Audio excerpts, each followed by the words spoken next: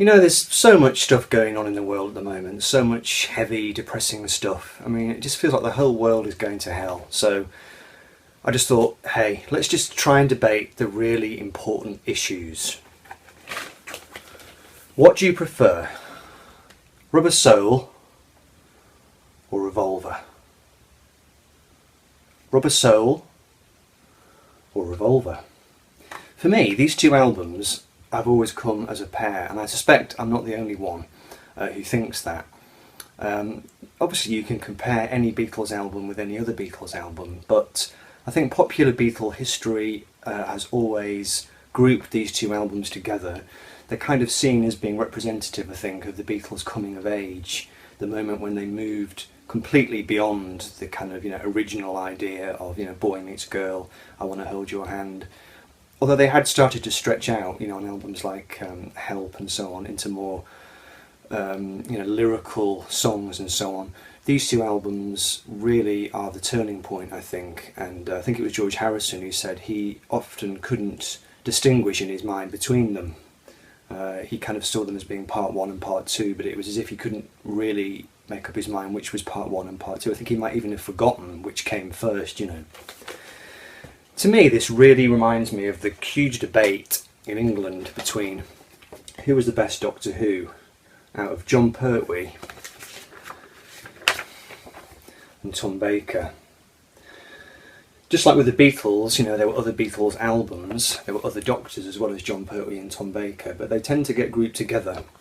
And people either tend to say it's Jon Pertwee or Tom Baker, and quite the same with the Beatles is that one album came after the other. Revolver came after Rubber Soul, Tom Baker came after Jon Pertwee. So which do you prefer? This is an entirely personal matter. It comes down to your own personal choice, your own personal liking. So I'm not talking about which album is better, I'm talking about which one do you prefer. For me, there's no competition at all. I think they're both absolutely fine albums, great Beatles albums, but for me, easily my favourite Beatles album out of those two would be Revolver.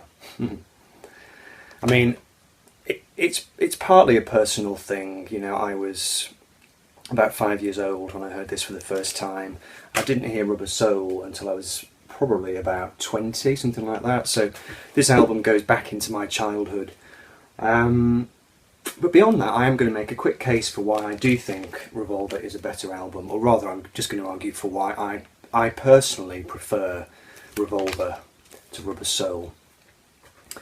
Rubber Soul, this is quite an interesting thing really. When the Beatles started to record Rubber Soul, or rather when they were writing for it, they decided they kind of had enough of the road, playing live. And one of the concepts that they had originally was to become a comedy band, or to start writing comedy songs.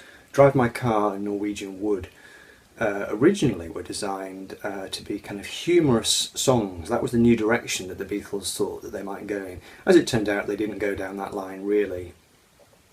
But for me, this album is much more of a well-crafted album where some thought has gone into, okay, let's do some unusual songs and let's try and push the boat out a little bit. Let's do some humorous lyrics and so on. But the overall feel of it it's quite folky, I think. I mean, the Beatles had already experimented with folk on albums such as Beatles for Sale and Help. The Bob Dylan influence was clearly there. But this is very much an album where you can walk down the street and you can hear people busking Beatles songs, and you can frequently hear people playing songs like Paul's songs on this. They're good songs, but they're not like the absolute top draw Paul McCartney songs. It's more things like The Word and I'm Looking Through You, quite kind of folky, strummy kind of things. And the John Lennon songs are quite autobiographical, in my life and so on, and Nowhere Man.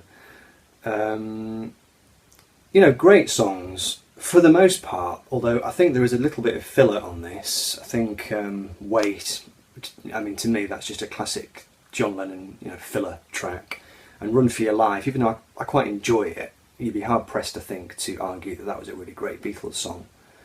And the overall feel of the album is, like I say, it's quite folky, quite strummy, and quite, quite mainstream. Whereas Revolver, to me, is much more avant-garde. You've got that kind of hard metallic guitar sound, the sort of the electric backwards guitar, just makes it sound really strange and kind of otherworldly. This, of course, was the acid album, whereas Rubber Soul was the pot album. And to me, Revolver is much more kind of out there. It's still very accessible, but it hasn't really dated in a way that a lot of psychedelic albums from that period have. You don't put it on and immediately think, yeah, I'm in this sort of mid-60s. You still hear quite a contemporary sound, I think.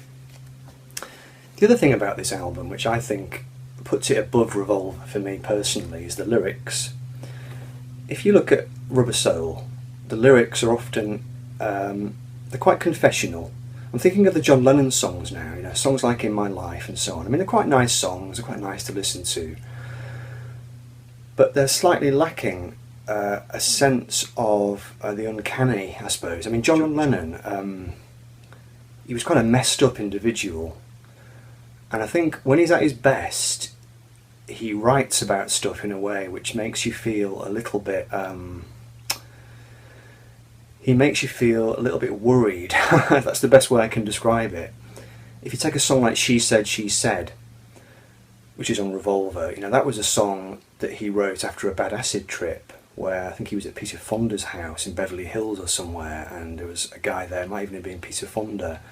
This story might be completely inaccurate. And he was having a bad trip, and he was saying that he knew what it was like to be dead. And it really started to freak out John Lennon, and he went away and wrote this song called She Said, She Said, which is a song of enormous kind of confusion in a way. It's got even the musical textures. It's kind of dark and churning, and Ringo's drumming is all over the place. It's kind of like really aggressive and messed up. There's a kind of psychological dimension to it. And Your Bird Can Sing, lyrically, I think is fantastic, because in that song John Lennon is basically kind of singing about the fact that he can't be pigeonholed, and he's this pop star person and he's really famous, but he's trying to say that nobody can get to me, nobody can really sort of peer underneath my mask and see who I really am. And of course it's a great kind of anti-materialistic song as well. Tell me that you've got everything you want. And your bird can sing, but you won't get me. You won't get me. I think a bit like with Help, his song Help. It's him kind of screaming in defiance. Basically, he's in the middle of this kind of storm of celebrity and fame, but he's making the point that he has a soul himself. He has a sense of his own being. And it's not all to do with accumulating wealth or accumulating fame, and there's more to a person than just what you see.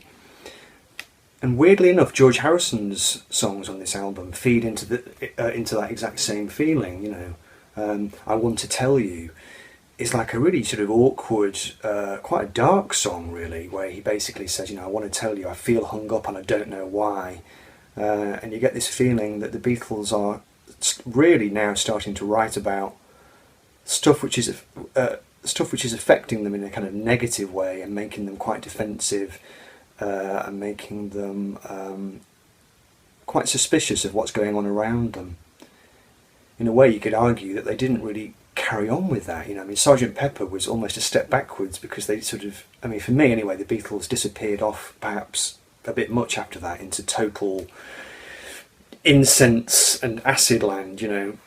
Songs like Lovely Rita and Lucy in the Sky with Diamonds, lyrically they're perhaps not as interesting as the stuff on Revolver, when you really got the sense that the Beatles were really growing up massively. They were not writing about stuff that pop musicians were meant to write about, and they were doing it in a very interesting grown-up way, and given how young they were, that makes it even more extraordinary. Finally, Paul McCartney, like I said before, his songs on Rubber Soul are okay, quite good, But on this album, you've got stuff like, you know, Here, There and Everywhere, which is like a modern piece of classical music in a way. You know, it's so well put together and the tune is so lovely. You can really see why people compared it to, you know, people like Schubert and so on, you know, in terms of songwriting. And for No One as well, you know, really, really. I mean, those two songs are just far and away better, I think, than his stuff on Rubber Soul. Also, finally, I think it's a more consistent album than Rubber Soul. I think Rubber Soul has got a bit of filler on it. You could possibly argue that Yellow Submarine is filler, but I love it. Anyway, yeah. For me, if I was given a choice, you're going to go to a desert island, you're going to take this album or this one, but I would definitely go with this one. For me, Revolver is by far my favourite album by the Beatles. And if you're interested in the great debate, who was the best Doctor out of Tom Baker and John Pertwee, it was, of course, Tom Baker.